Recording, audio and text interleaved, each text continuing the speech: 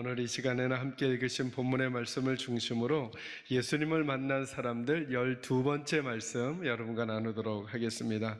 설교 제목은 따로 세우신 70명입니다. 10장 1절을 요약하면 이거예요. 예수님이 누군가를 보내신다는 거예요. 예수님이 보내시는데 따로 세우신 70명을 보내신다는 거예요. 오늘 10장 1절에서 중요한 표현 중에 하나는 뭐냐면 친히 가시려는 각 동네와 각 지역으로 먼저 보내신다는 거예요. 그러니까 예수님이 지금 이 70명 데리고 하시고 싶은 일이 뭐냐면 예수님이 직접 가시려는 곳이 있다는 거예요. 그리고 끝내 그곳에 가실 거라는 거예요. 그러나 그 전에 먼저 예수님께서 사랑하시는 사람들을 먼저 보내주실 거라는 거예요. 저는 이 10장 1절을 묵상하는데 우리 생각이 났어요. 마치 우리가 이 모습이라는 거예요. 우리가 언젠가 주님이 이 땅에 친히 오실 거예요. 꼭 오셔서 주님이 하시려는 일들을 완성하실 거예요. 그런데 이 땅 가운데 먼저 누군가를 보내고 싶어 하신다는 거죠. 먼저 오늘 첫 번째로 나누고 싶은 말씀입니다. 다시 한번 10장 1절을 여러분이 한번 읽어주실까요? 읽습니다. 시작.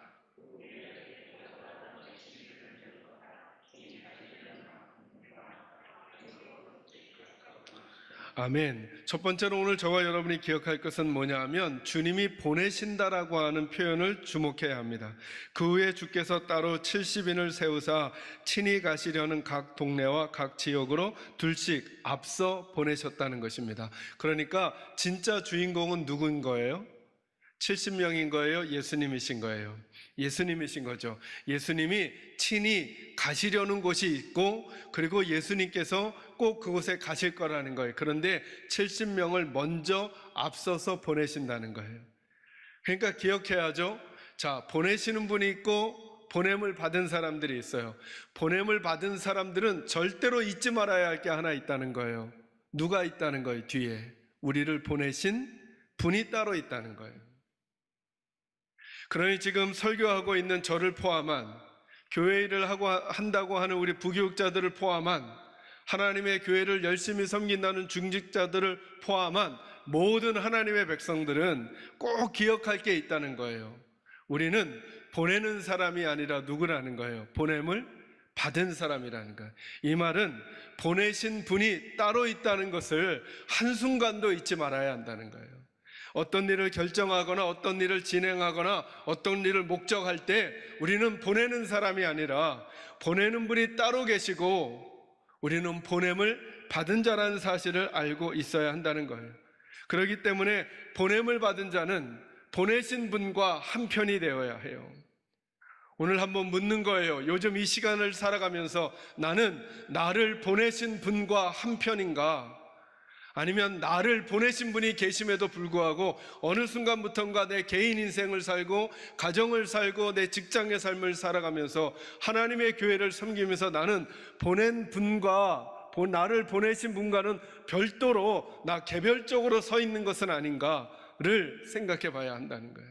이 말씀을 준비하면서 제게 제일 먼저 눈에 들어온 단어가 이거예요. 우리는 보냄을 받은 자이지 우리에게는 우리를 보내신 분이 따로 계시지. 그러니까 보냄을 받은 자는 항상 누구에게 주의를 기울여야 하는가? 우리를 보내신 분을 주의를 기울이고 집중하고 있어야 한다는 거예요.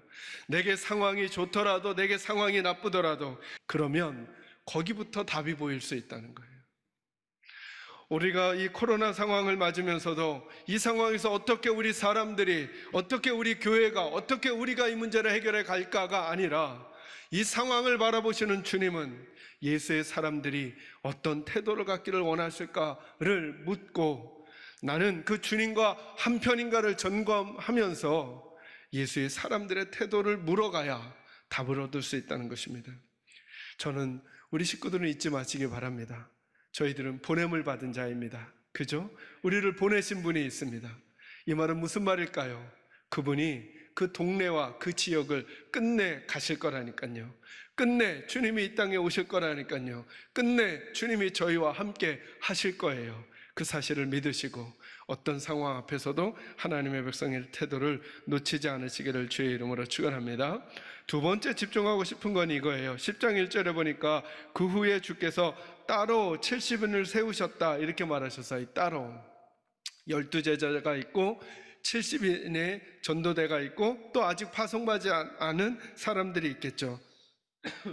저는 이 말씀을 묵상하는데 제가 주목하게 된 두 번째 표현이 따로라고 하는 거예요. 따로 별도로 달리 이렇게 표현될 수 있는 거죠.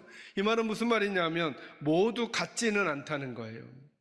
12명의 사도가 해야 하는 일이 있고 그리고 70명의 이분들이 해야 하는 일이 있고 또 아직도 파송받지 않은 사람들이 있을 수도 있고 아니 파송받지 않고 자기 집에 있는 사람들이 있을 수 있는 거예요. 제가 저와 여러분이 말씀을 묵상할 때 늘 주의해야 될 게 뭐냐면 우리는 성경에 나타난 어떤 사람을 모델링하고 싶어하는 마음이 있어요. 바울처럼 살아야지. 근데 여러분 한 번만 더 생각해 보세요. 예수님을 사랑했던 모든 사람들이 다 바울처럼 살았을까요?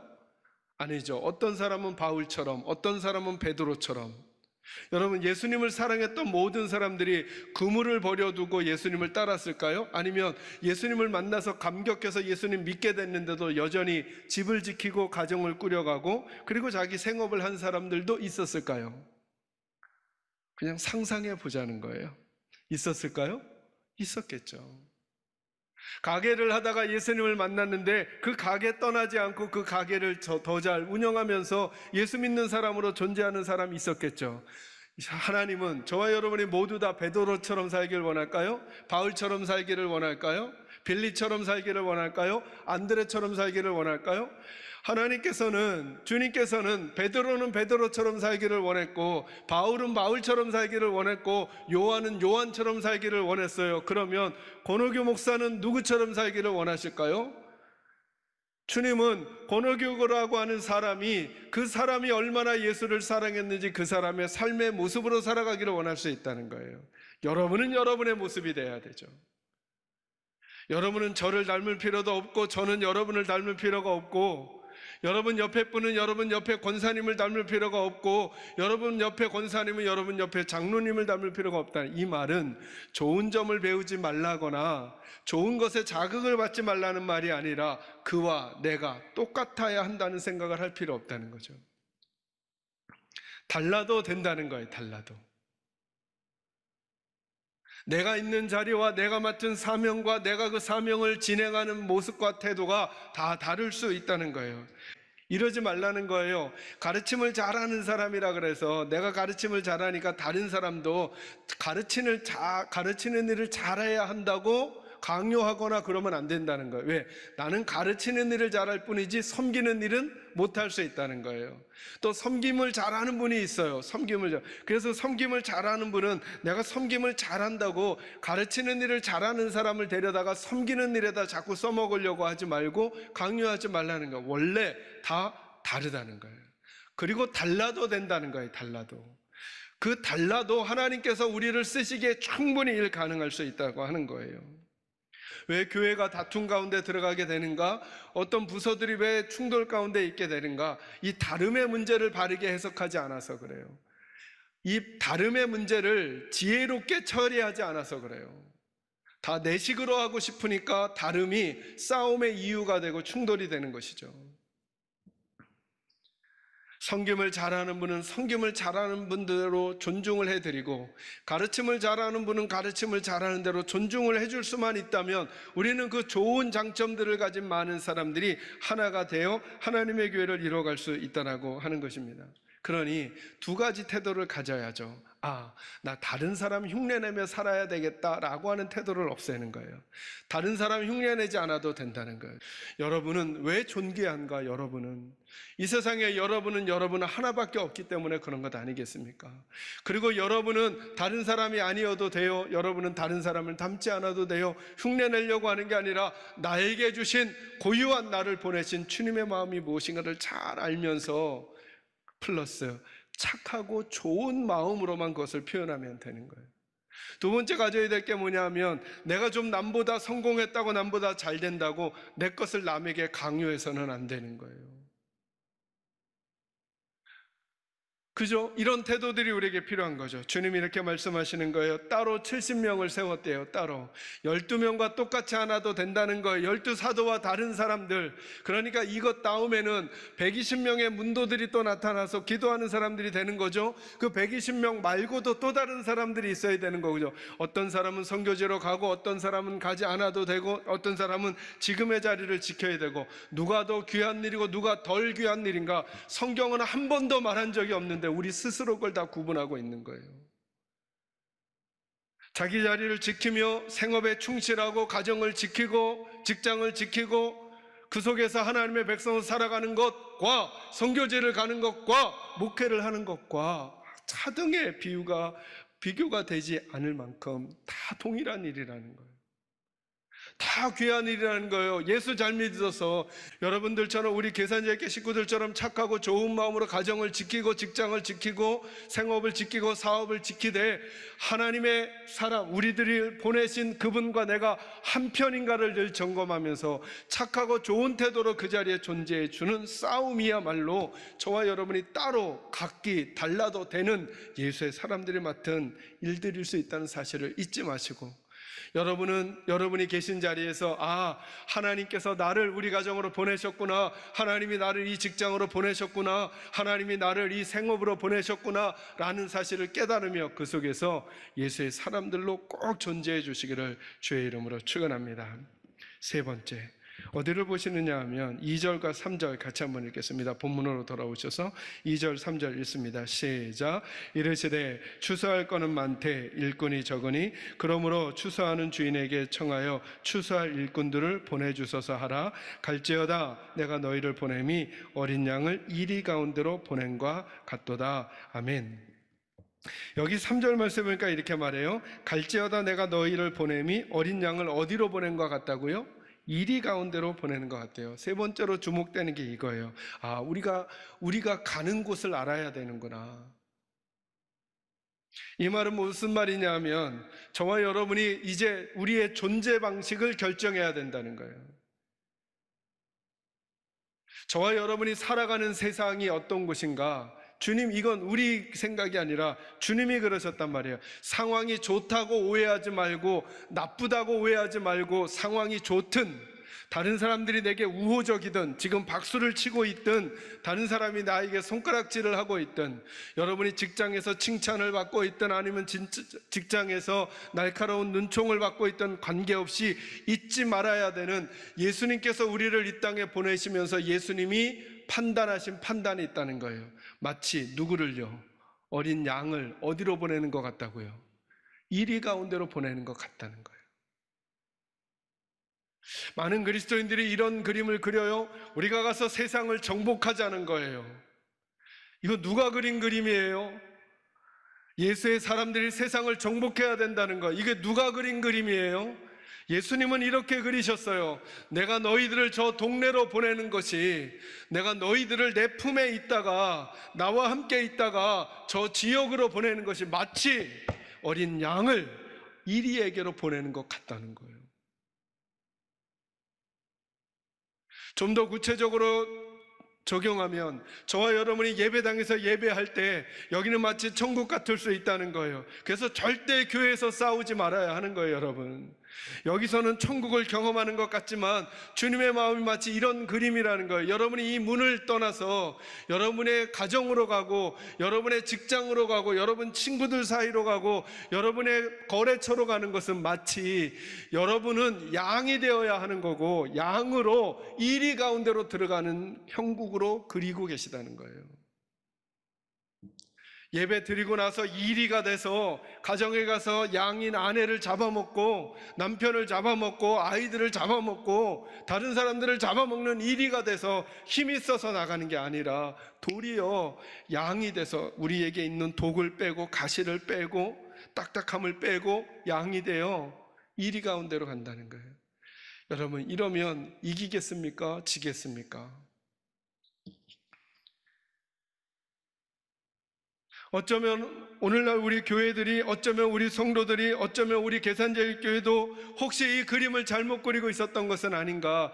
예배드리고 힘 얻어서 싸워 물리치고 돌아오자의 싸움을 하려고 했던 게 아닌가? 아니죠. 여러분, 예배드리고 우리가 하나님께로부터 진짜 힘 얻어서 뭘 하는 거냐면, 내게서 가시를 빼내고, 내게서 독을 빼내고, 내게서 거침을 빼내고, 내게서 게으름을 빼내고, 내게서 거짓을 빼내고, 내가 간 그곳에서 이리저리 휘둘리다가 오는 거예요. 낮아지는 거, 순종하는 거, 포기하는 거, 내려놓는 거, 져주는 거, 연약해지는 거, 온유해지는 싸움, 이 싸움은 진짜 하나님의 능력이 있는 사람만 가져올 수 있는 거예요. 우리 식구들에게 누누이 얘기하잖아요. 누군가 딱딱해지거나 강해진다면 그는 적어도 하나님 앞에 믿음이 좋아지고 있는 것은 아닐 수 있다는 점검 우리 스스로 해야 한다는 거예요. 심지어 여러분, 마태복음에서는 이렇게 표현합니다. 여러분, 마태복음을 한번 와보시죠. 10장 16절 한번 와보세요. 10장 16절. 신약성경 15쪽 그 어간입니다. 같이 한번 읽을까요? 읽습니다. 시작. 내가 너희를, 마태복음 10장 16절 같이 읽습니다. 시작. 보라, 내가 너희를 보냄이 양을 이리 가운데로 보낸과 같도다. 그러므로 너희는 뱀같이 지혜롭고 비둘기같이 순결하라. 아멘. 마태는 그 뒤에다가 조금 더 부연 설명을 해줬어요. 예수님의 시각을 똑같이 말해주셨어요. 내가 너희를 보냄이 양을 이리 가운데로 보낸과 같도다. 그러므로 너희가 거기서 존재하려면 너희는 뭐같이요? 뱀같이 뭐 하라고요? 지혜로우라고요. 자꾸 뭘 보려고 하거나 자꾸 뭘 들으려고 하거나 다른 정보들로 가지고 나를 저기 하려고 하지 말고 이 질문을 꼭 한번 해보라는 거예요. 예수를 잘 믿는 사람들은 이 질문 꼭 하셔야 돼요. 나는 지혜로운가? 지혜롭다는 게 뭘까요? 나는 주님의 생각과 연결이 돼 있는가? 지금 내가 판단하고 결정한 게 주님으로부터 내게 온 것이라고 나는 확신할 수 있겠는가? 그걸 성경으로, 말씀으로 점검 가능한가? 이거 늘 여쭤보셔야 되는 거예요. 여러분, 양이 이리 가운데서 존재하려면 지혜가 필요하죠. 그래서 예수의 사람들의 존재 양식이 지혜와 순결이잖아요. 근데 여러분, 동물을 봐보세요. 그 비유한 동물을 우리 식구들에게 언젠가 설명했잖아요. 뭐처럼 지혜로우라고요? 뱀이고 뭐처럼 순결하라고요? 뱀하고 비둘기는 도무지 상상이 안 되는 두 조합인 거죠. 저는 왜 이렇게 예수님께서 지혜롭다고 할 때 다른 착하고 예쁜 동물들 좀 골라주시면 안 돼요? 근데 왜 저와 여러분에게 선입견에, 그리고 성경적으로도 안 좋은 이미지를 가지고 있는 뱀을 지혜에 비유하셨을까? 뱀으로 비유되었던 존재가 누구예요? 사단이잖아요. 그죠? 사단은 하나님의 나라를 무너뜨리기 위해, 사단은 하나님의 손에서 하나님의 백성들을 끄집어내기 위해, 사단은 십자가의 길을 걸어가시는 예수님을 막기 위해 온갖 수단과 방법을 다 썼던 존재이고 지금도 그러고 있단 말이죠. 그 존재가 그럴 만큼 예수의 사람들이 절대 잊지 말아야 될 게, 중요한 게 뭐냐면 지혜라는 걸 알려주고 싶으신 거예요, 주님이. 이렇게 오늘 한번 여쭤보시겠습니까? 하나님이 지금 오시면 하나님은 내 편을 들어주실까? 아니면 다른 편을 들어주실까? 왜 하나님께서 상한 심령을 찾으실까요, 여러분? 지혜롭게 이리 가운데서 살아가면서 순결을 잃어버리지 않으려고 씨름하는 양과 같은 성도는 속이 상할 수밖에 없는 거거든요. 낙심하여 다 포기하고 싶고 내팽겨치고 싶은데 하나님의 음성이, 하나님의 마음이 내게 깨달아져 그 자리를 박차지 못하고 팽겨치지 못하고 그 자리를 끙끙 앓면서도 그 자리를 지켜내는 그 상한 심령을 주님이 찾으시는 거거든요.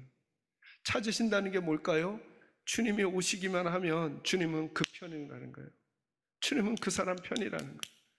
주님이 오시기만 하면 주님은 그 사람 안으실 거라는 거예요. 한 가지만 더 말씀드리고 말씀 정리하죠. 다시 누가복음 한번 와보시기 바랍니다. 5절부터 6절만 읽을까요? 5절 6절 읽습니다. 시작. 어느 집에 들어가든지 먼저 말하되 이 집이 평안할지어다 하라. 만일 평안을 받을 사람이 거기 있으면 너희의 평안이 그에게 머물 것이요 그렇지 않으면 너희에게로 돌아오리라. 아멘. 마지막으로 이 얘기만 하나 더 말씀 나누고 정리하고 싶습니다. 저와 여러분의 사명을 분명히 하셔야 합니다. 말씀드린 대로 양이 이리 가운데로 가는 목적은 뭐냐 하면 이기러 가는 게 아니라 해야 할 사명이 따로 있다는 거예요. 그게 뭐냐면 오늘 5절에 보니까 어느 집에 들어가든지 먼저 말하되 이 집이 뭐 할지어다, 평안할지어다. 이걸 히브리어로는 샬롬이라고 그러는데 우리 한 번쯤은 들어봤죠. 샬롬. 그러니까 평안을 외쳐주라는 거예요. 우리의 사명이 뭐냐면 평안이에요. 평안. 예수님의 팔복에서는 화평케 하는 자는 복이 있나니 이렇게 말씀하시죠. 피스메이커, 평화를 만들어내는 사람들. 이게 우리들의 사명이라는 거예요. 우리들의 사명. 우리들의 사명은 그림으로 따지면 큰 집을 짓거나 성을 쌓는 게 아니에요. 우리들의 사명은 그림으로 따지면 큰 프로젝트를 행하는 게 아니에요. 뭘 전하는 거라고요? 평화를 전하는 거예요. 내가 가서 내가 존재해서 내가 있어서 평화를 만들어내는가 아니면 평화를 깨트려 버리는가로 우리의 사명을 결정해야 된다는 거예요. 더 중요한 단어, 제가 5절 묵상하면서 여기 보니까 이렇게 말해요. 어느 집에 들어가든지 이렇게 말했어요. 이 어느 집이 어느 집일까요? 목사님, 어느 집이 어느 집이죠? 어느 집이 어느 집일까요? 이거죠. 좋은 집, 나쁜 집, 평안을 받을 만한 집, 받지 못할 만한 집, 하나님께 칭찬받을 만한 집, 그렇지 못한 집, 어느 집에 들어가든지 우리는 그 집을 내가 판단해서 저기다가는 저주를 붓고 여기다가는 평안을 붓는 게 아니라 우리는 할 일이 뭐라고요? 우리는 보낸 사람, 보냄을 받은 자. 누구예요? 보냄을 받은 자. 보내신 분의 뜻이 뭐냐 하면 너희는 무조건 가서 뭐만 전하라는 거예요? 평안만 전해라. 이게 우리의 사명이에요. 사람 가르지 말아라. 저 사람은 받을 만한 사람이라서 평안을 주고 저 사람은 안 받을 만한 사람, 그래서 저주를 붓고 이러지 말라는 거예요. 이건 우리의 몫이 아니라는 거예요. 그 결정은 누가 하실 거라고요? 하나님이 하실 거라고요. 그래서 말씀하시잖아요. 6절 말씀에 만일 평안을 받을 사람이 거기 있으면 너희의 평안이 그에게 머물 것이요 그렇지 않으면 그게 어디로 돌아올 거라고요? 우리에게 돌아올 것이다 라고 말씀하시면서 이 말이 무슨 말이에요? 그러니까 평안을 계속 전하라는 거예요. 이게 주님의 마음이에요. 요즘 우리는 거칠고 메마르고 한치 앞을 잘 모르겠는, 그리고 주님보다는 사람의 손들이 더 영향력이 있어 보이는 시간을 삽니다. 그러나 우리 주님께서 따로 또다시 70명의 하나님의 사람들을 보내면서 저와 여러분에게 말씀하고 있는 것을 저와 여러분이 기억했으면 좋겠습니다.